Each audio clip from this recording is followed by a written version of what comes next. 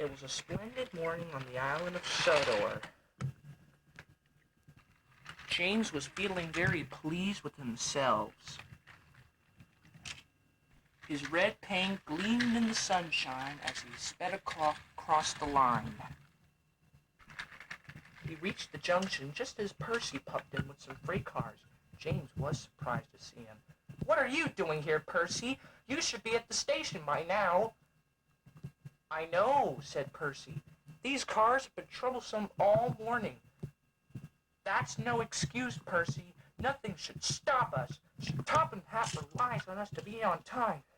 Now, if you'll excuse me, I'll be on my way." And James puffed importantly away.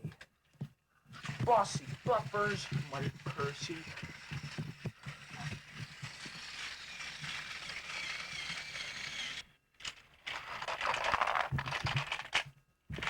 James arrived at the harbor. It was market day. The harbor yard was filled with the sweet smell of fruit from faraway lands.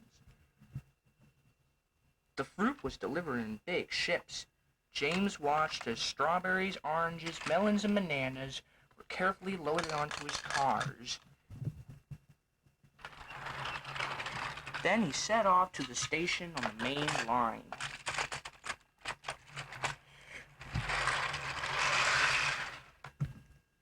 On the way, he met Thomas. "Really reliable. That's me," panted James. "Really, the same thing can't be said for Percy. Goodbye."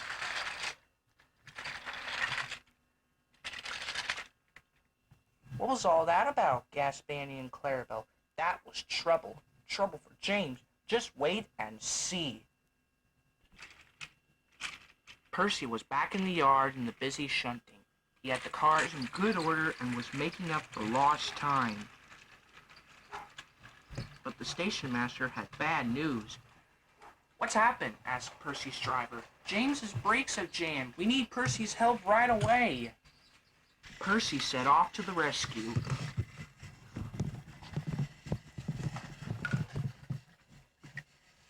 James was stuck on the main line and looking glum. Percy couldn't help laughing. "Got yourself in a bit of a jam, hey, James? A sticky situation?" "Be quiet! It's not funny having jammed brakes." "Not being reliable either. I'm sorry you let it happen, James. Nothing should stop us then, James." "That's enough, Percy," said the driver. "Can you push these cars?" "Of course I can. There's no time to lose. James has got too much of that already." James angrily hissed steam as Percy was coupled to the cars. "Off we go," said Percy. "I'll have to go fast to get there on time. Those big engines are so unreliable." "Be careful, Percy," said the driver, but Percy was in a hurry. He didn't see that the switch had failed and that he had been diverted to a siding. "Look out, Percy!" he shouted at his driver and applied the brakes, but it was too late.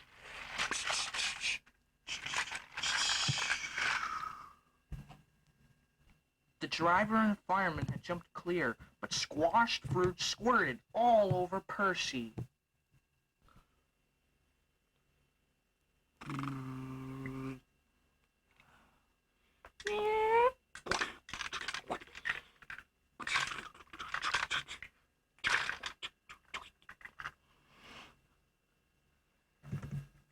Sir Topham had arrived. "Percy, you are not to blame for the switch failure, but I do not run a jam factory." "Yes, sir. No, sir." And Percy slouched sadly away. That night, the shed was silent. James and Percy felt sorry for themselves. At last, Thomas spoke.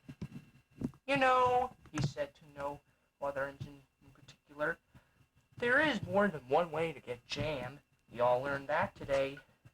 Still, there was silence. Once more, we also learned that even when friends help each other out on getting jammed, things can still go wrong. "So," said a voice, "so that means we learned a lot today, and therefore..." Then came applause. were really useful engines after all. Every afternoon, Thomas the Tank Engine puffs along his branch line to Hang and Clarabelle. First, they pass the water wheel. Next, they come to a big farm. Then, they can see a bridge. This is a special place. Whenever children hear Thomas coming along, they stand on the bridge waving until he is out of sight.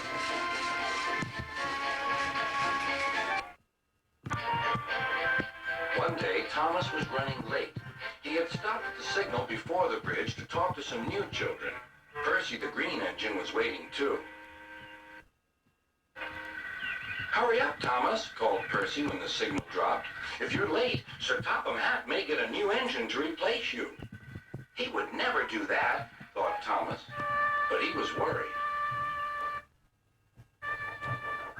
Next day, Thomas hurried along the line. Just ahead was the goods yard. There, on the platform, was an inspector waving a red flag. Next, Thomas saw some children. They were waving too. Something must be wrong, thought Thomas. This station is for goods, not passengers. "Help, Thomas, help! We're glad to see you," called the children. "Please, will you take us home?" The station master explained to Thomas's driver that the school bus had broken down, and all the parents would be worried if the children were late. Thomas waited as the children walked down from the bridge.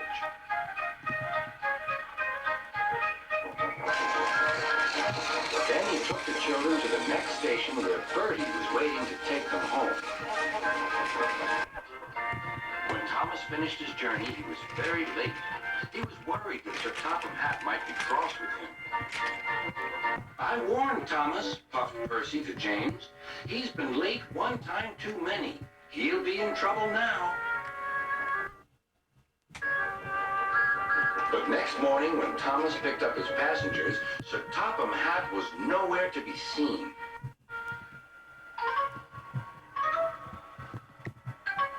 "Thank goodness," sighed Thomas.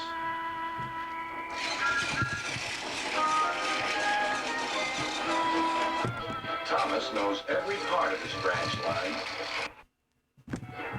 Just ahead was a stretch where the hot sun had bent the rails on the track.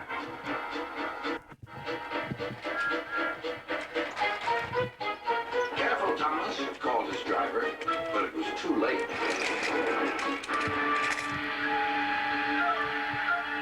"That's done it," said his driver. "We shan't get any further today." "But what about my passengers?" asked Thomas. "Don't worry, they'll be looked after," replied his driver. While workmen repaired the line, Thomas had to shunt freight cars in the yard. Bertie came to see him. "I understand you need my help again." "Yes, Bertie," replied Thomas sadly. "I can't run without my rails." Bertie set off to collect Thomas's passengers.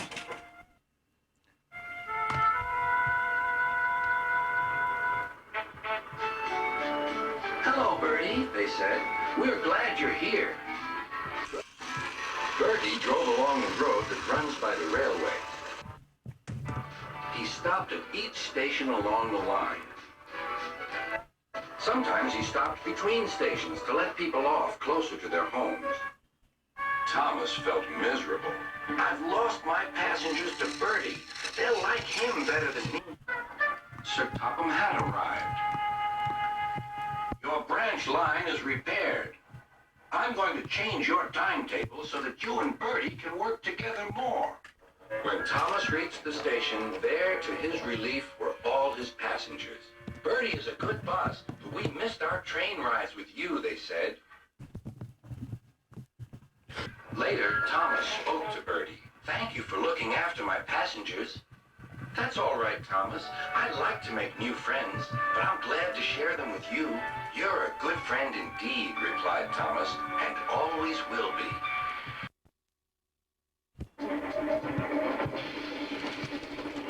Toby and Henrietta were enjoying their new job on the island of Sodor, but they do look old-fashioned and did need new paint.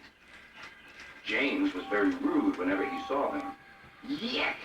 What dirty objects, he would say. At last, Toby lost patience.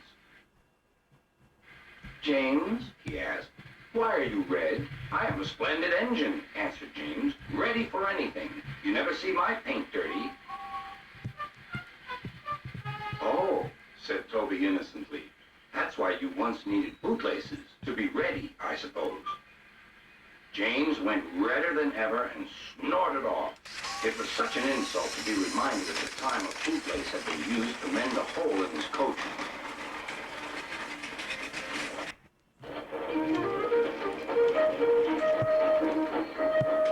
At the end of the line, James left his coaches and got ready for his next train. It was a slow freight, stopping at every station to pick up and set down cars. James hated slow freight trains. Dirty cars from dirty siding. Yeah!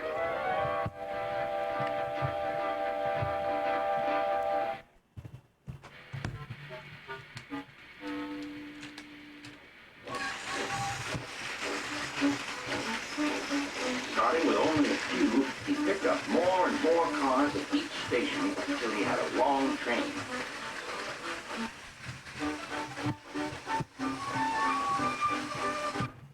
Heavy freight trains halt here to set their brakes.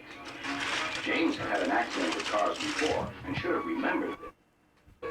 Wait, James, wait, said the driver, but James wouldn't wait. He was too busy thinking what he would say to Toby when they next met. Freight car's chance had come. Hurrah! Hurrah, they laughed, and banging their bumpers, they pushed them down the hill. On! Yelled the car. I've got to stop! I've got to stop! Groaned James.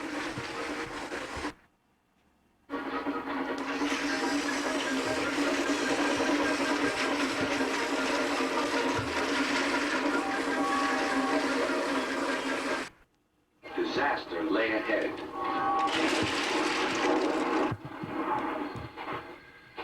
Something sticky splashed all over James. He had run into 2 tar wagons and was black from smokebox to cab. He was more dirty than hurt. But the tar wagons and some cars were all to pieces.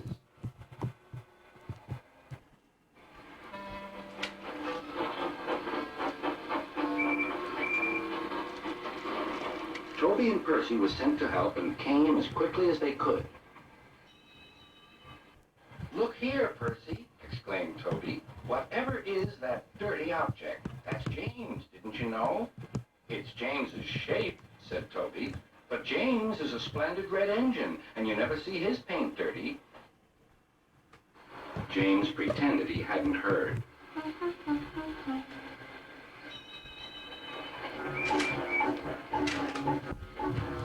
Toby and Percy cleared away the unhurt cars and helped James home.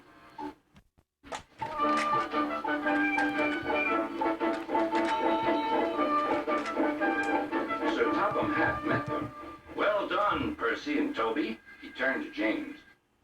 Fancy letting your cars run away.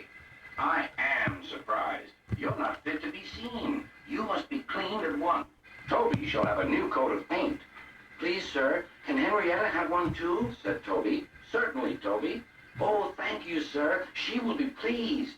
All James could do was watch Toby as he ran off happily with the news.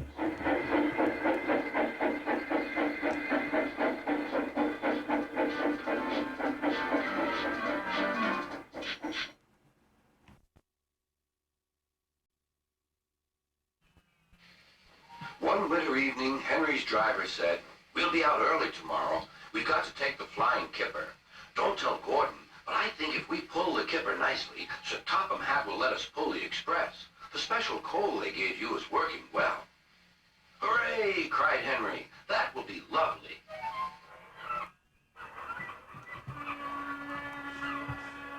All kinds of ships use the harbor at the big station by the sea. There are passenger ships, cargo ships, and fishing boats also come here. They unload their fish on the quay. Some of it goes to shops in the town, and the rest in a special train to other places far away. This is the train the railwaymen call the Flying Kipper.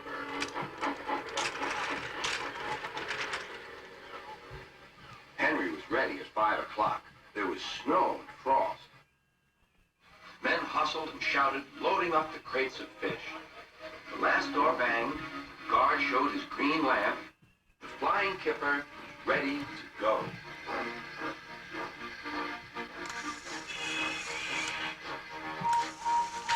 Come on, don't be silly, puffed Henry to the freight cars. The cars shuddered and groaned. Trickety-trot, all right.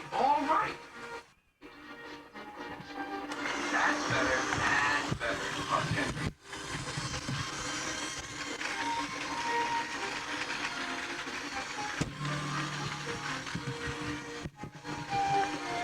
Clouds of smoke and steam poured from his funnel into the cold air, and the fire's light shone brightly. Hurry, panted Henry.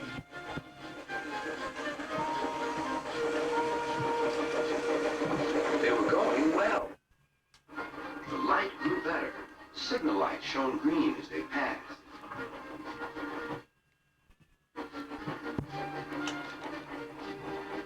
Then the yellow signal appeared ahead. The driver prepared to stop, but the home signal was down. All clear, Henry. Away we go.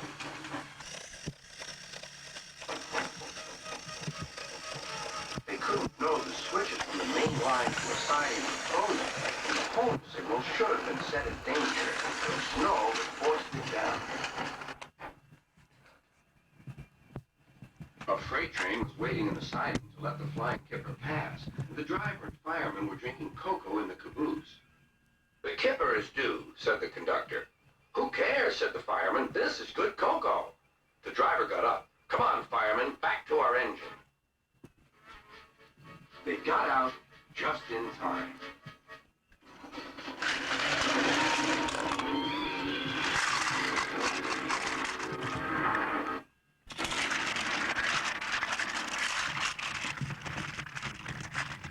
Henry's driver and fireman had jumped clear before the crash.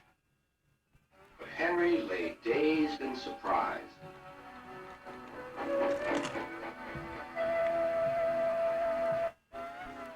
Sir Topham Hatt came to see him. The signal was down, sir, said Henry. Cheer up, Henry. It wasn't your fault. Ice and snow caused the accident.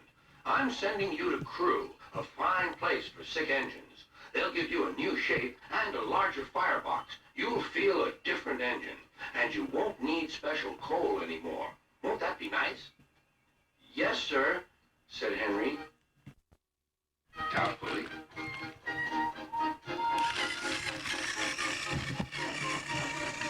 Henry liked being in Crewe, but was glad to come home.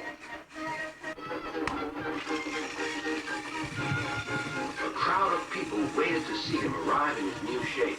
He looked so splendid and strong that they gave him 3 cheers. He whistled, "Thank you very much." I'm sorry to say that a lot of little children are often late for school because they wait to see Henry go by. They often see him pulling the express. He does it so well that Gordon is jealous. That's another story.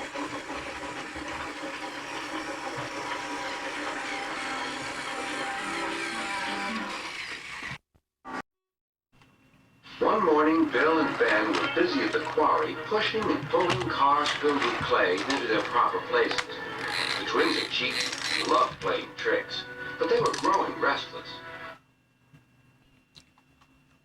"Listen, Bill," said Ben. "Can you hear something?" "What sort of something?" asked Bill. "Something different," replied Ben. "I can't hear anything different," said Bill. "Exactly," huffed Ben. "Everything is the same. Sounds the same, looks the same. What we need is a surprise."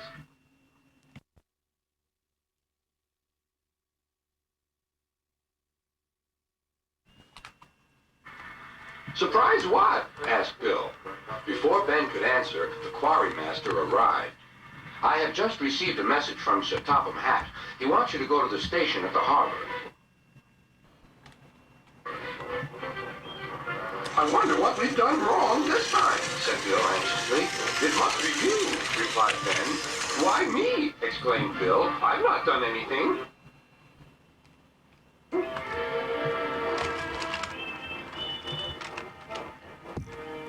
Edward is taking the children on a special trip today. I want you to go to the station and look after cars there. We'll do our best, sir, said the twins.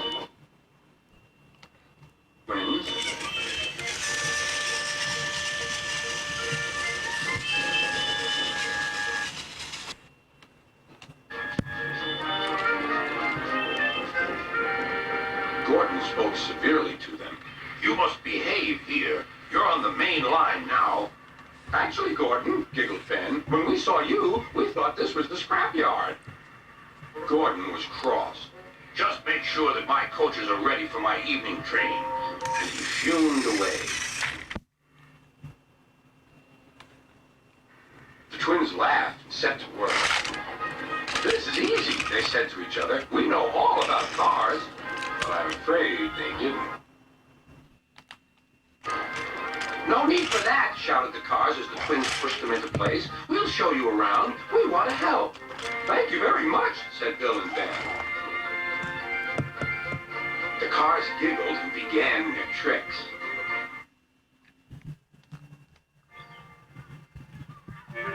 Evening came.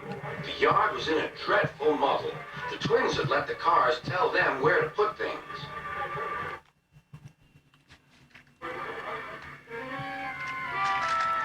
Gordon and the passengers waited impatiently outside the station while Bill and Ben tried to sort things out.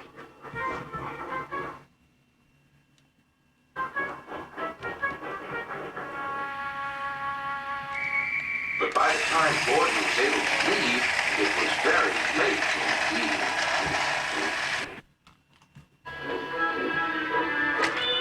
Next day, the twins were working at the quarry again. That's a strange noise, gasped Bill. I've never heard a noise like that before. I have, whispered his driver nervously. It sounds like a rock slide to me. Then came the alarm.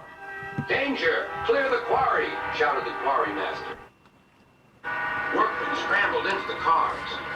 Thank goodness we're here, said the twins.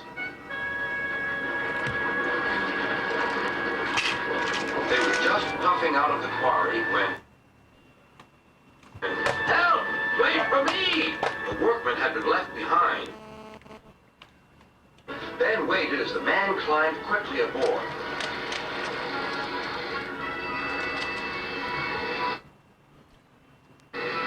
The twins left the quarry just in time.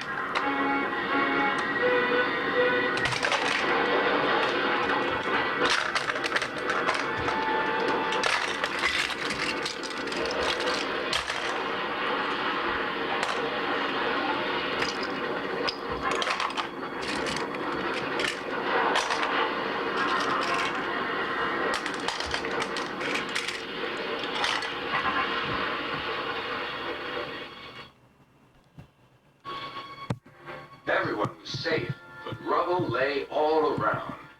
Oh dear, said Bill. This wasn't our fault. I hope Sir Topham Hatt will understand. And indeed he did. Next day, he arrived with Edward. Bill and Ben, you still have a lot to learn about cars, don't you? But you acted quickly and bravely in an emergency. So 3 cheers for Bill and Ben, our heroes. Hip hip hooray! Hooray! Hooray! Oh, thank you, sir, said Bill. Being called heroes, well, it's a really nice surprise, laughed Ben. Thomas the Tank Engine was feeling bright and cheerful. It was a splendid day. Good morning, he whistled to some cows, but the cows didn't reply. Never mind, said Thomas. They're busy with their breakfast. Next, he saw Bertie. Hello, Bertie. Care for a race today? But all Bertie could say was, ouch! That's another hole in the road. I'm sorry, Bertie, smiled Thomas. Thomas was still in good spirits when Bertie arrived at the next station. Bad luck, Bertie. Now, if you were a steam engine, you would run on a pair of reliable rails.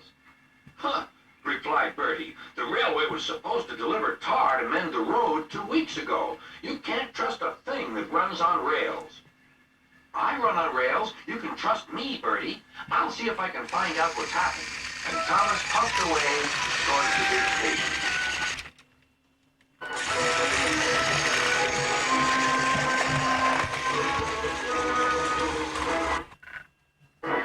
James was snoring about in the yard. It's too bad, he grumbled. Percy goes to work at the harbor, and I do his job. Here, there, and everywhere. Take that! Oh, drove the freight car. Just you wait. We'll show you. Gordon laughed. I'll tell you what, James. If you pretended to be ill everywhere, you couldn't shunt freight cars here or go to the quarry there, could you? What a good idea, agreed James. Look, here comes Thomas. I'll start pretending now. Thomas was sorry to see the engines looking miserable. Cheer up, he puffed. It's a beautiful day.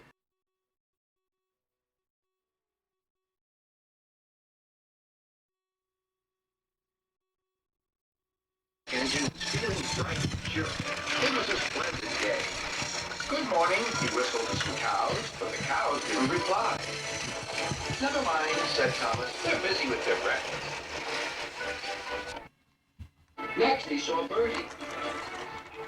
Hello, Bertie. Care for a race today? But all Bertie could say was, ouch! That's another hole in the road. I'm sorry, Bertie, smiled Thomas.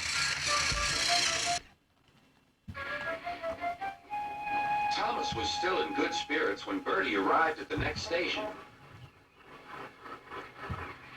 Bad luck, Bertie. Now, if you were a steam engine, you would run on a pair of reliable rails. Huh, replied Bertie. The railway was supposed to deliver tar to mend the road 2 weeks ago. You can't trust a thing that runs on rails. I run on rails. You can trust me, Bertie. I'll see if I can find out what's happened. And Thomas puffed away, going to the big station.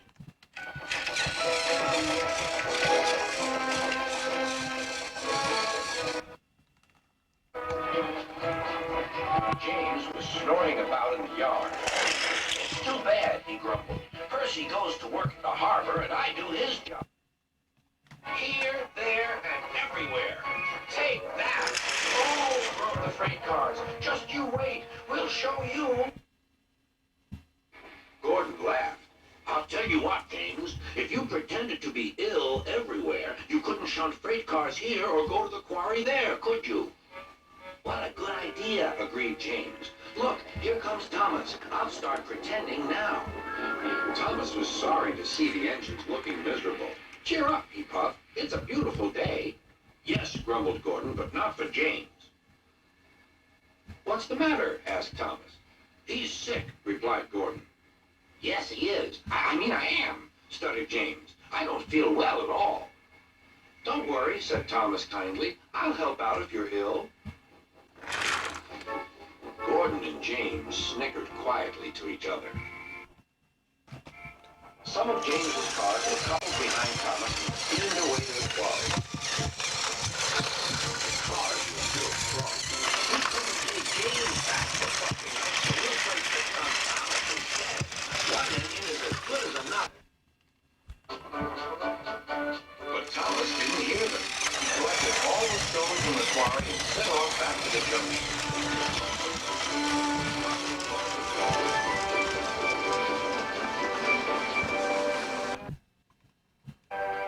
Danger lay ahead.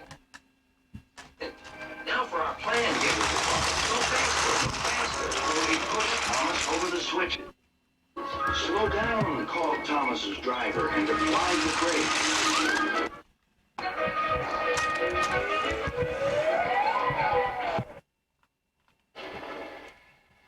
Poor Thomas stood dazed and surprised in a muddy pond as a toad eyed him suspiciously. Bust my buffers, muttered Thomas. The day started so well, too.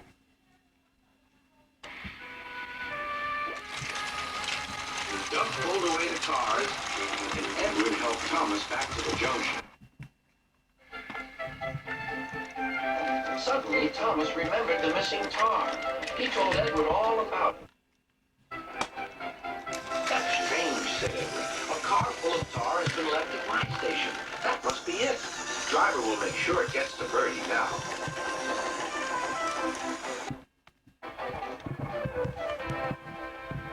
Later, James spoke to Thomas. I'm sorry about your accident, he muttered, and so is Gordon. We didn't mean to get you into trouble. No, indeed, spluttered Gordon. A mere misunderstanding, Thomas. All's well that ends well. Just then, Bertie arrived. He looked much more cheerful.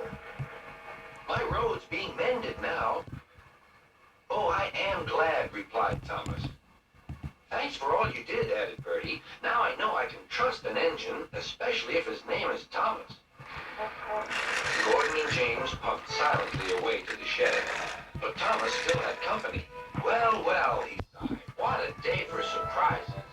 The Toad, who was looking forward to It was a beautiful morning on the island of Boulder. Thomas the tank engine blue paint sparkled in the sunshine as he puffed happily along his branch line with Annie and Clarabelle. He was feeling very pleased with himself.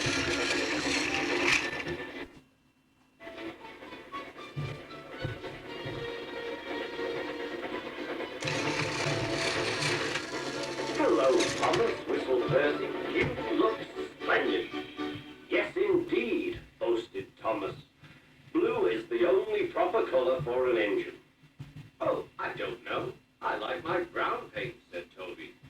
I've always been green. I wouldn't want to be any other color either, added Percy. Well, anyway, Thomas, blue is the only color for a really useful engine. Everyone knows that. Percy said no more. He just grinned at Toby. Later, Thomas was resting when Percy arrived. A large hopper was full of coal. Thomas was still being cheeky. Careful, he warned. Watch out with those silly trucks. Go on, not just the trucks.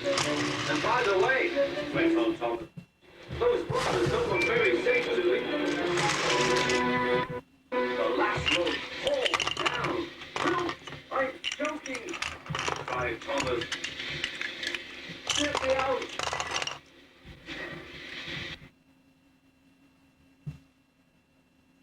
Percy was worried. He couldn't help laughing. Thomas's smart blue paint was covered in coal dust from smoke box to bunker. Ha ha, chuckled Percy. You don't look really useful now, Thomas. You look really disgraceful. I'm not disgraceful, choked Thomas. You did that on purpose. Get me out.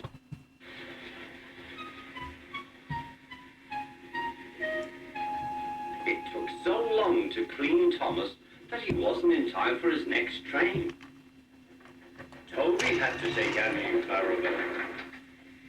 Poor Thomas, whispered Annie to Clarabelle. They were most upset.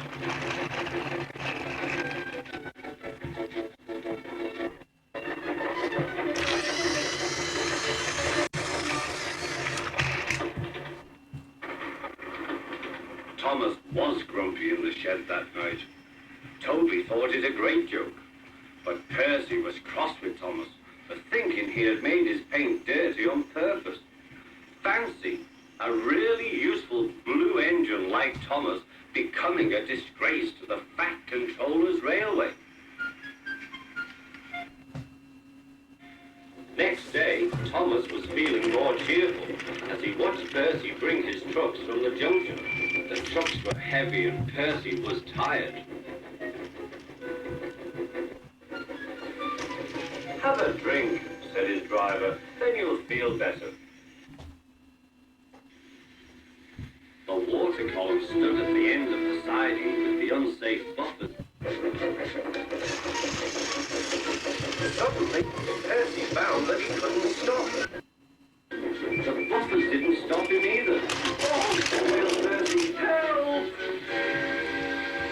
bumpers were broken and Percy was wheel deep in coal. It was time for Thomas to leave. He had seen everything.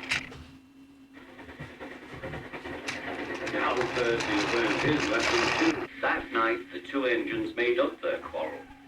"I didn't cause your accident on purpose, Thomas," whispered Percy. "You do know that, don't you?" "Of course," replied Thomas, "and I'm sorry I was cheap. Your green paint looks splendid again, too. In future, we'll both be more careful."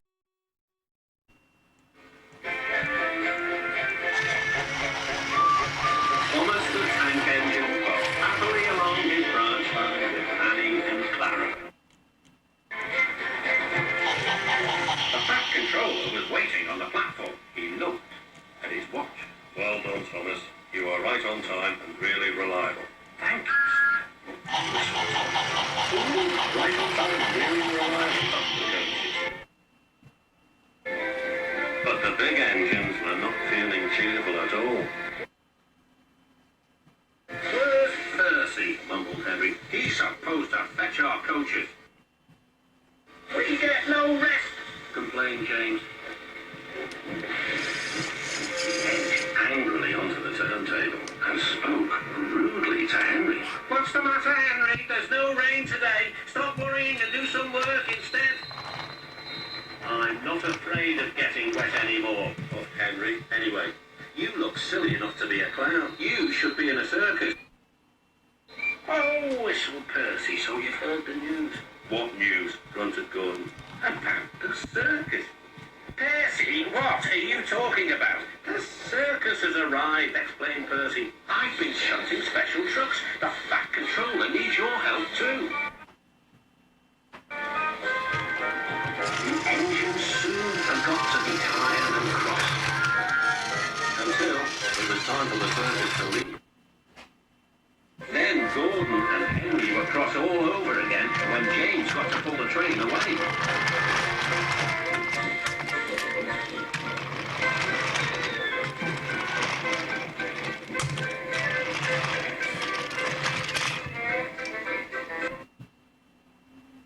A little later, the Fat Controller returned.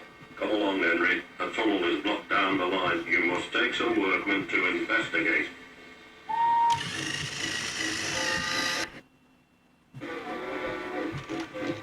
Pushing trucks, pushing trucks. They stopped outside the tunnel. The workmen went inside.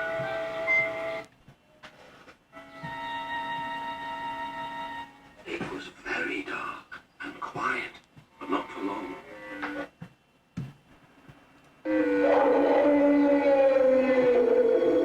"Help!" shouted the workman.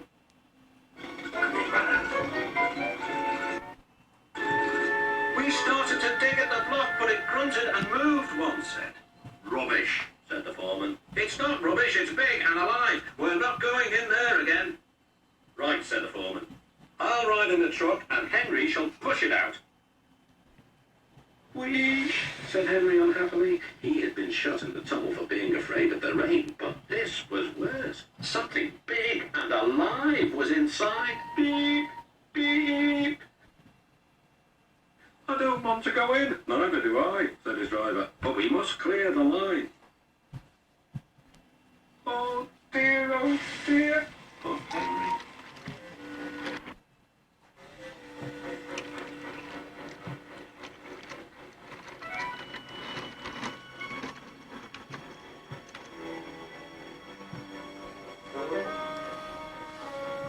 Then there was trouble.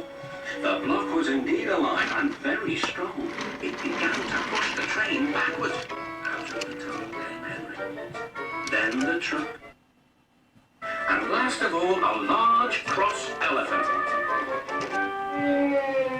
"Well, I never did," cried the foreman.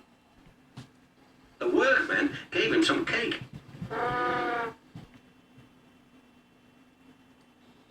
He drank 3 buckets of water and was just about to drink another when Henry let off steam.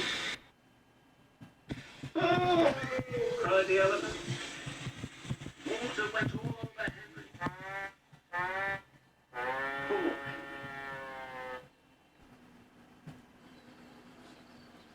The elephant and his keeper were soon reunited, but Henry was most upset. An elephant pushed me! An elephant pushed me!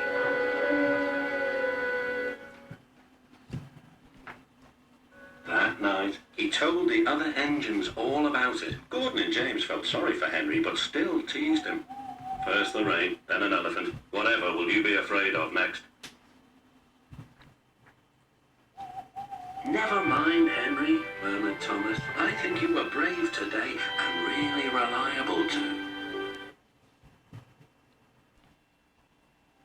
On the island of Sodor, high up in the mountains was a mysterious boulder. It had stood alone for a long time. But one day workmen arrived to build a quarry on the land below.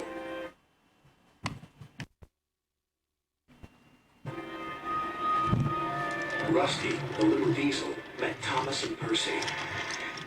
"Where's all this rock coming from?" Percy asked. "The new quarry," replied Rusty. "This mountain rock is good for many things, although it's dangerous up there." "Why?" asked Thomas. "Because of a big boulder. I think it's watching me," said Rusty nervously. "How can it be? Boulders don't have eyes." "Well, Percy, there's something strange about this one." Just then, Edward arrived. He was delivering a new piece of machinery for the quarry. "What's that?" asked Rusty. "It's called Thumper. Apparently it helps collect the rock faster," replied Edward.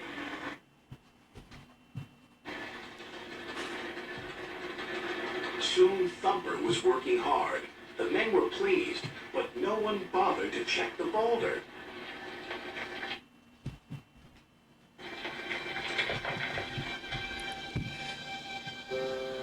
When it rained, the workmen went away. Rusty gazed up and shivered. Above stood Boulder. Suddenly, a large slab of rock landed on the rails. Rusty was shocked. Driver was concerned. "We'd best leave till the weather's better. The rain loosened some of this rock." "I think it's Boulder wanting us to go away."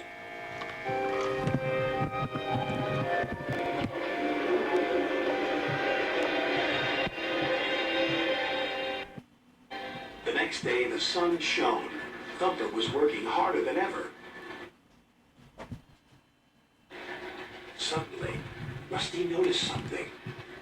Boulder's moving. "Don't be so daft. It can't," said the driver. "But it could."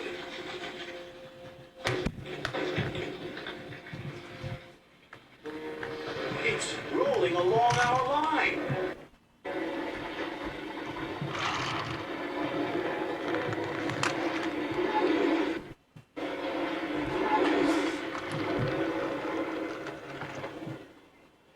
"We'll stop here until Boulder passes by," said the driver.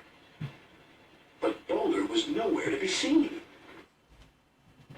Then, "Oh no, it's behind us." Just ahead, they saw a small junction. One line went uphill. Boulder thundered past.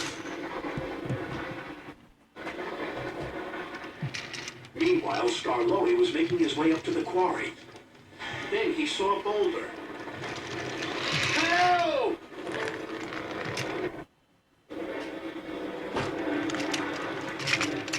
Boulder was catching up fast.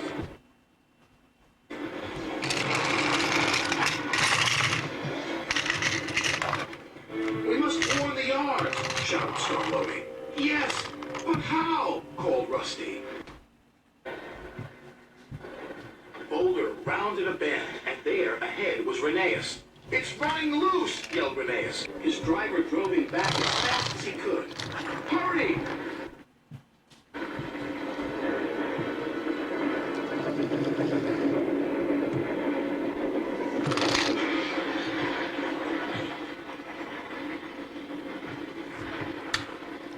"Better a smash than a squash," sighed his driver. At the yards, Percy was collecting trucks. Then he heard heard Boulder. Oh no, heading straight for me, squeaked Percy.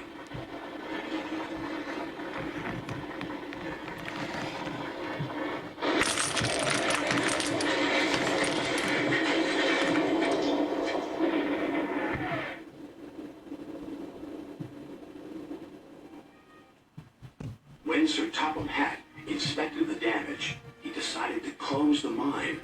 Then he looked at Boulder. We should have left this part of the island alone. They moved Boulder to a hill close by the yards. Rusty is sure that on a clear night, it is gazing up at the mountain and that its sides are being carried on the wind to where it once used to stand, proud and silent. I wonder if Rusty is right. Don't you?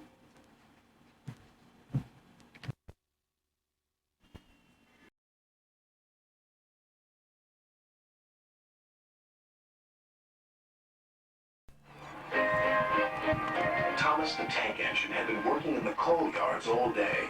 The little blue engine was covered in coal dust. We can't clean you up tonight, Thomas, said his driver. There's a problem with the hose pipe. Bother, said Thomas. A bath would make me feel much better. The others are sure to say I look silly. But the engines were too busy arguing to notice Thomas. James was talking loudest of all. I deserve a new coat of paint.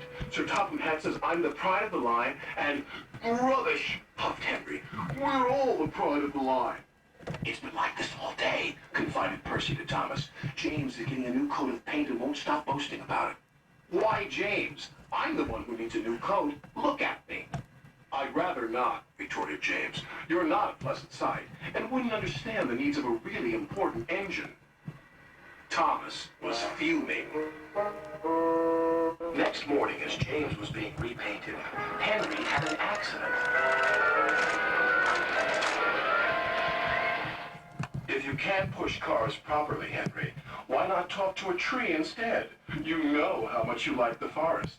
As a matter of fact, Bossy Boiler, Sir Topham Hatt is inspecting the island for trees that are too close to the line. He's worried they might cause trouble. Ha! Laughed James. If I came upon a tree, I'd just push it aside. Really? Henry replied. Soon James was showing off his paintwork. Make way for an important engine. You wouldn't feel important if one of those trees crashed on you. You'd feel hurt, reproached Percy. Rubbish! It wouldn't dare! You should be careful, James. Trees can be just as powerful as engines, advised Terence. Oh, please. Now, excuse me, Sir Topham Hatt needs me to pull the express. And he huffed away.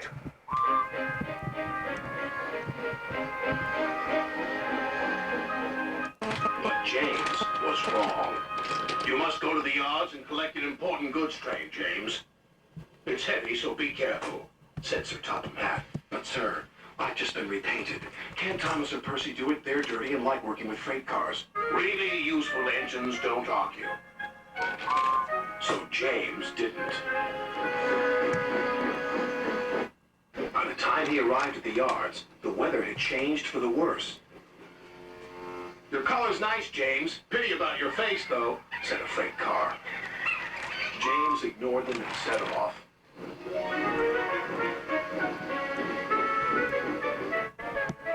Soon they came to a hill, and his driver knew they were in for a difficult time. An old tree close to the track was being blown by the strong winds, and the rain had weakened the slope. All of a sudden, the tree moved.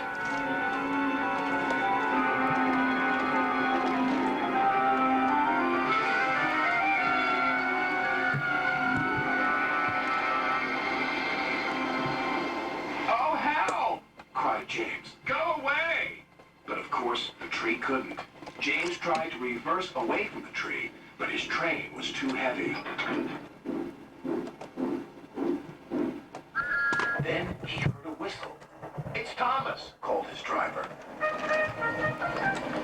James felt embarrassed and worried that Thomas would laugh at him, but Thomas didn't. He knew this was no time for teasing. I'm ready, whistled Thomas. So am I, replied James. As ready as I'll ever be. They were just in time.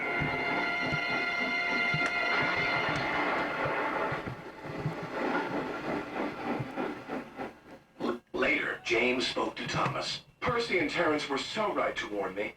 Thank you for rescuing me, Thomas. Oh, that's all right. We engines must pull together, whatever the weather. Just then, Edward bustled in. Sir Topham Hatt thinks you're both brave engines. Thomas, you're going to have a new coat of paint. And James, Sir Topham Hatt says that tomorrow you'll pull the Special Express. Everyone was very happy.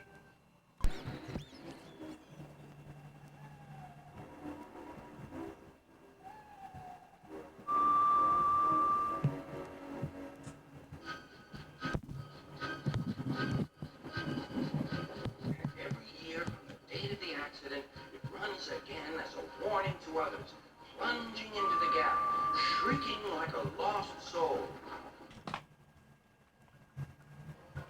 Percy, what are you talking about? The ghost train. The driver saw it last night. Where? Asked Thomas and Toby. He didn't say. Oh, it makes my wheels wobble to think of it. Said Thomas. You're just a silly little engine. I'm not scared. Thomas didn't believe in your ghost, said Percy next morning. His driver laughed. Neither do I. It was only a pretend ghost story. Percy was disappointed. That evening, he came back from the harbor.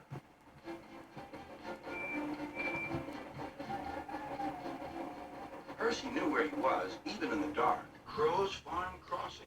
We shan't be long now.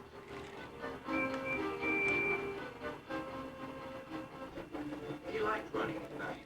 The rails hung, the signal light shone green. But a broken cartload of lime lay ahead. Sam the farmer had just gone for help.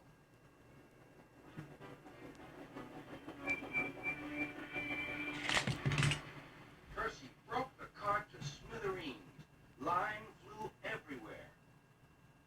He puffed quickly to the nearest signal box. Percy's driver explained what had happened. I'll see to it, said the signalman. But you better clean Percy, or people will think he is a ghost. Percy chuckled. Do let's pretend I'm a ghost and scare Thomas.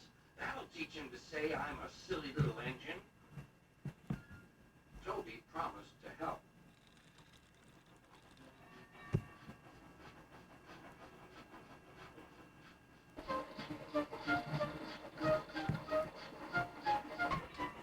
Thomas was being oiled up for his evening train. Percy's had an accident, cried Toby. Poor engine, said Thomas. Botheration. That means I'll be late. They've cleared the line for you, but there's something worse. Out with it, Toby. I can't wait all evening. I just seen something, said Toby. It looked like Percy's ghost. It said it was coming here to warn us. Who cares? Don't be frightened, Toby. I'll take care of you.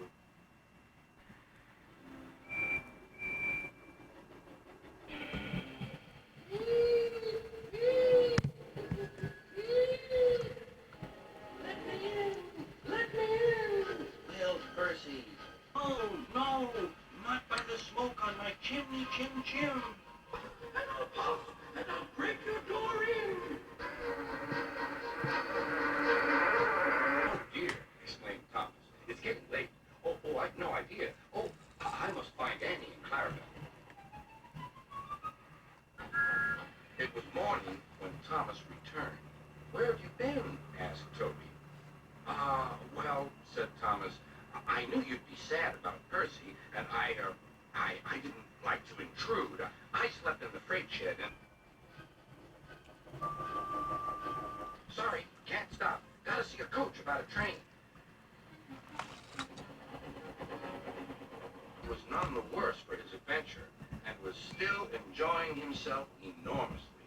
He had heard everything. Well, what do you know about that? Anyone would think, chuckled Toby, that our Thomas had just seen a ghost.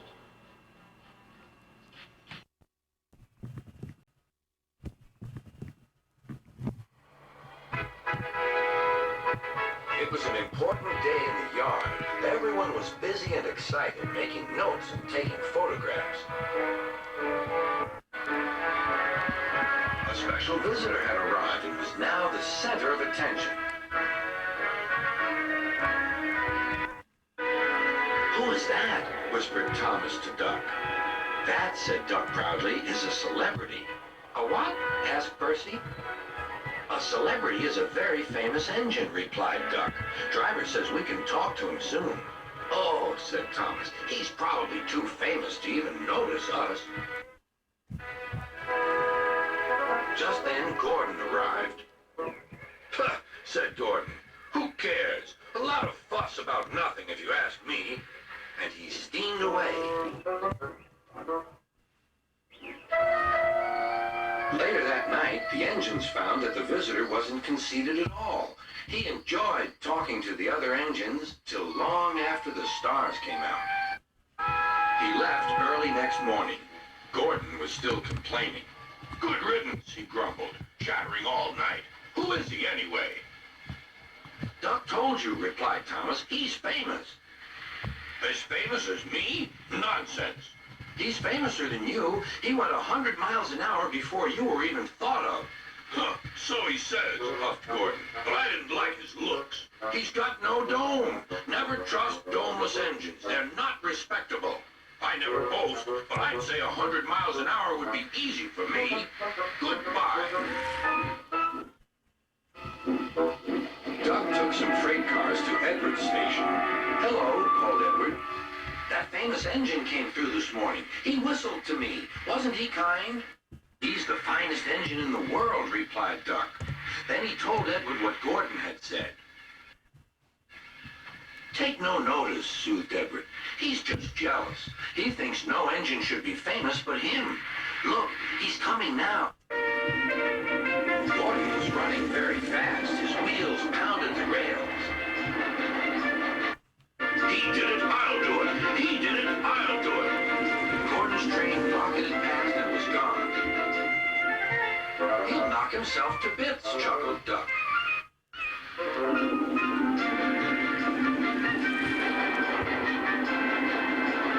Gordon's driver eased him off. "Steady, Gordon. We aren't running a race." "We are then," said Gordon, but he said it to himself. Suddenly, Gordon began to feel a little strange. "The top of my boiler seems funny," he thought. "It feels as if something is loose. I'd better go slower." But it was too late. On the viaduct, they met the wind. It was a teasing wind which blew suddenly in hard puffs. Gordon thought it wanted to push him off the bridge. "No, you don't," he said firmly. But the wind had other ideas. It curled around his boiler, crept under his loose dome, and lifted it off and away into the valley below. Gordon was most uncomfortable. The cold wind was whistling through the hole where his dome should be, and he felt silly without it.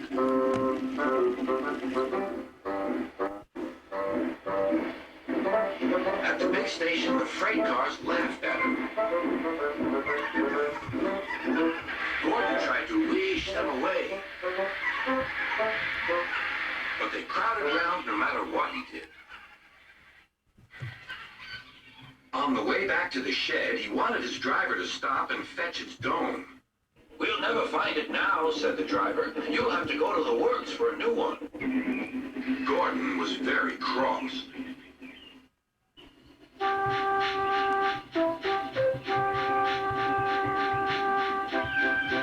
"I hope the shed is empty tonight," he huffed to himself. But all the engines were there waiting. "Never trust domeless engines," said a voice from somewhere behind him. "They aren't respectable."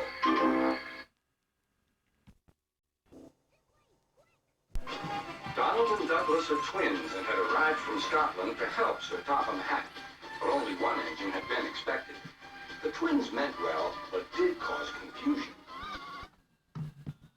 Sir Topham Hatt had given them numbers, Donald 9 and Douglas 10. but he was still planning to send one engine home.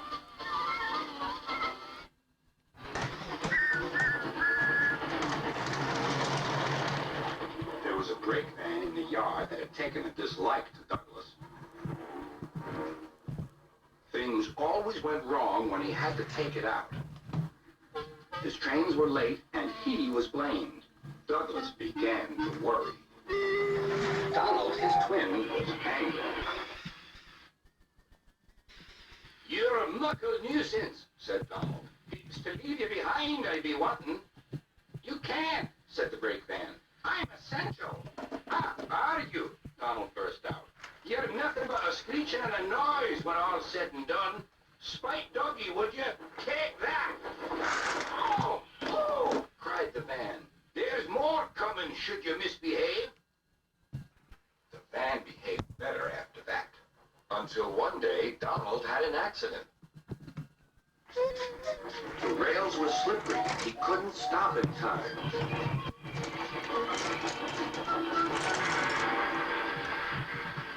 Donald wasn't hurt, but Sir Topham Hatt was most annoyed. "I am disappointed, Donald.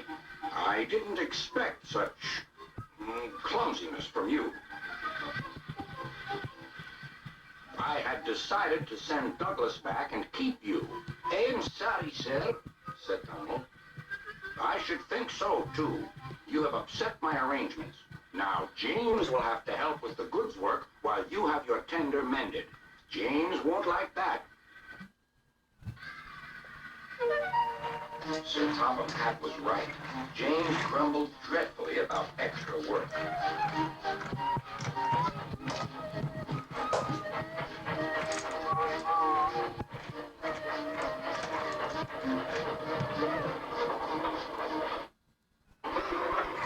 "Anyone would think," said Douglas, "that Donald had had his accident on purpose. I hear tell about an engine and some tar wagons." "Shut up," said James. "It's not funny." He didn't like to be reminded of his own accident. "Well, well, well. Surely, James, it wasn't you. You didn't say." James didn't say. He slouched stealthily away. "James is cross," snickered the spiteful brake van. "We'll try to make him crosser still." "Hold back," giggled the freight cars to each other. James did his best, but he was exhausted when they reached Edward's station. Luckily, Douglas was there. "Help me up the hill, please," panted James. "These freight cars are playing tricks." "We'll show them," said Douglas.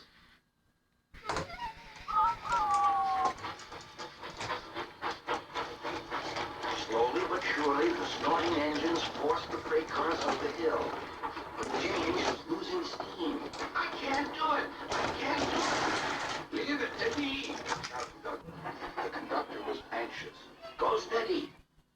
The van's breaking!" The van was in pieces. No one had been hurt, and soon Edward came to clear the mess. Sir Topham Hatt was on board. "I might have known it would be Douglas," he said. "Douglas was grand, sir," said Edward. "James had no steam left, but Douglas worked hard enough for 3. I heard him from my yard." 2 would have been enough," said Sir Topham Hatt. "I want to be fair, Douglas, but I don't know. I really don't know." Sir Topham Hatt was making up. Donald and Douglas are twins and had arrived from Scotland to help Sir Topham Hatt, but only one engine had been expected. The twins meant well, but did cause confusion. Sir Topham Hatt had given them numbers, Donald 9 and Douglas 10, but he was still planning to send one engine home.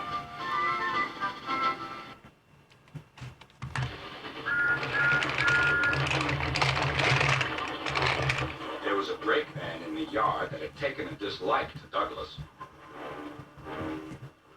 Things always went wrong when he had to take it out. this in, said Donald. It's to leave you behind I be wanting. You can't, said the brakeman. I'm essential. Ah, are you? Donald burst out. You're nothing but a screeching and a noise when all's said and done. Spite doggy, would you? Take that! Oh, oh! Cried the van. There's more coming should you misbehave. The van behaved better after that. Until one day, Donald had an accident. The rails were slippery. He couldn't stop in time.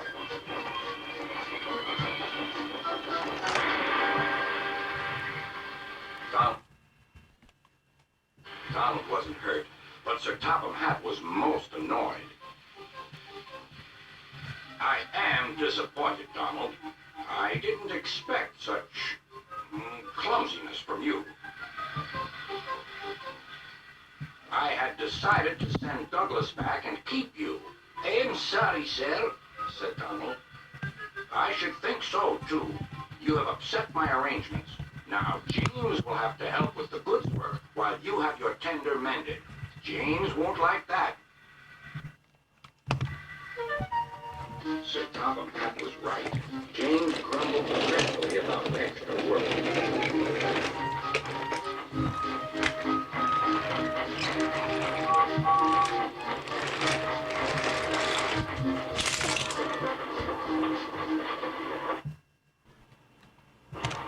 Anyone would think, said Douglas, that Donald had had his accident on purpose. I hear tell about an engine and some tire wagons. Shut up, said James. It's not funny. He didn't like to be reminded of his own accident. Well, well, well. Surely, James, it wasn't you. You didn't say. James didn't say. He slouched sulkily away. James is cross, snickered his frightful brakeman. We'll try to make him crosser still. Hold back, giggled the freight cars to each other. James did his best, but he was exhausted when they reached Edward's station. Luckily, Douglas was there. Help me up the hill, please, panted James. These freight cars are playing tricks. We'll show them, said Douglas.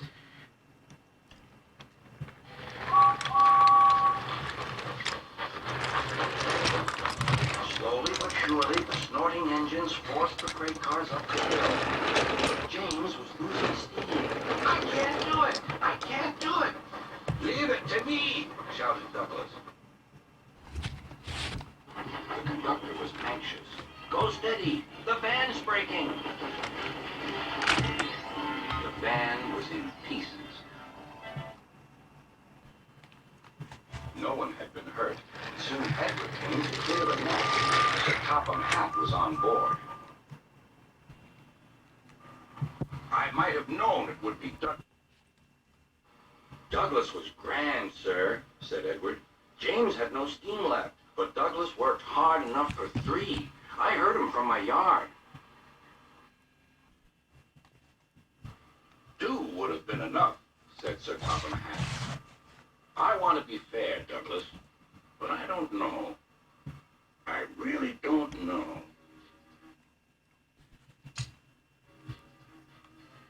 Sir Topham Hatt was making up his mind about which engine to send away, but that's another story. Thomas and Percy are good friends, but sometimes Percy teases Thomas about being frightened, and he doesn't like that at all. One evening, he was dozing happily in the shed, but Percy wanted to talk. Wake up, Thomas. Are you dreaming about the time you thought I was a ghost? Certainly not. Anyway, I was only pretending to be scared. I knew it was you, really. Percy went on teasing him. I hope the guard leaves the light on for you tonight. Why? Asked Thomas. I quite like the dark. Oh, really? Exclaimed Percy. I am surprised. I'd always thought you were afraid of the dark. I wonder why. Thomas decided to say nothing and went to sleep instead. Next day, the Fat Controller arrived. I would like like you to go to the harbour tonight to collect something rather unusual. What sort of something? Wait and see. Percy was moving trucks into a siding. Henry arrived with his goods train. The signalman switched the points and Percy waited on the siding until Henry had steamed by. Then there was trouble. The points are jammed, called the signalman. I can't switch them back. The workmen will mend them in the morning. It's too late now. Said Percy's driver. I'm sorry, Percy, but you will have to stay here for the night. Where are you going? Asked Percy. Home for tea, replied the fireman. Percy was speechless. He watched as the other engines went home to the shed. Night time came, and Percy began to feel very lonely. Oh dear, he murmured, it's very dark.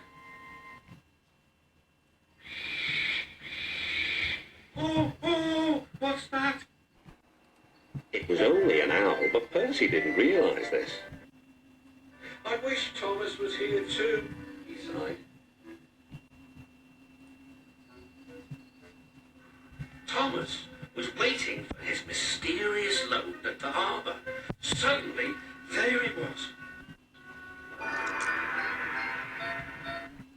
Cinders and ashes, cried Thomas. It's a dragon. Don't worry, laughed his driver. This dragon is made of paper. It's for the carnival tomorrow. Workmen lifted the dragon onto Thomas's low loader and put lights all around it for protection. Then Thomas set off into the misty night.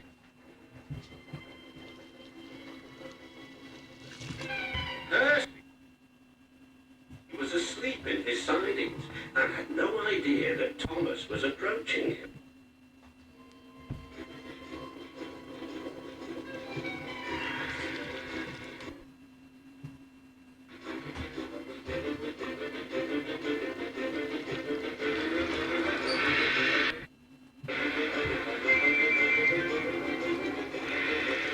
Help! Cried Percy. I'm not going to open my eyes until my driver comes.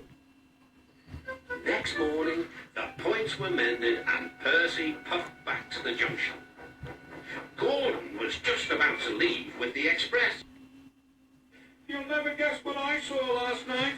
Gordon was in no mood for puzzles.